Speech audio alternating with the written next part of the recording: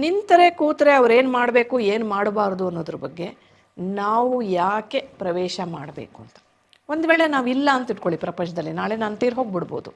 ನಾನು ತೀರ್ ಹೋದರೂ ನನ್ನ ಮಗ ಅವನ ಜೀವನವನ್ನು ಸಾಗಿಸ್ಬೇಕಲ್ವಾ, ನನ್ನ ಮಗಳು ತನ್ನ ಜೀವನವನ್ನು ಸಾಗಿಸ್ಬೇಕಲ್ವಾ.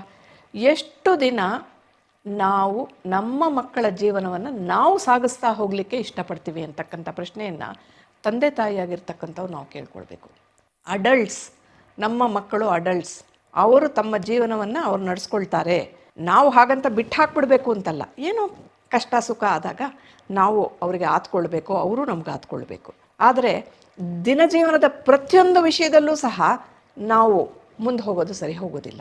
ಮೇಡಮ್, ನಾನು ತಿಂಡಿ ಮಾಡಿ ಇಟ್ಟಿರ್ತೀನಿ, ನನ್ನ ಮಗ ದೋಸೆನೇ ತಿನ್ನಲ್ಲ ಅಂತ ಪಟ್ಟಂತ ತೊಗೊಂಡು ಹೋಗಿ ಅದನ್ನು ಹೊರಗಡೆ ಹಾಕ್ಬಿಟ್ಟು ಮತ್ತೆ ಚಪಾತಿಗೆ ಹಿಟ್ಟು ಕಲಸಿ ಚಪಾತಿಯನ್ನು ಅಷ್ಟೊತ್ತಲ್ಲಿ ಮಾಡಿ ಕೊಡ್ತಾರೆ ಮೇಡಮ್.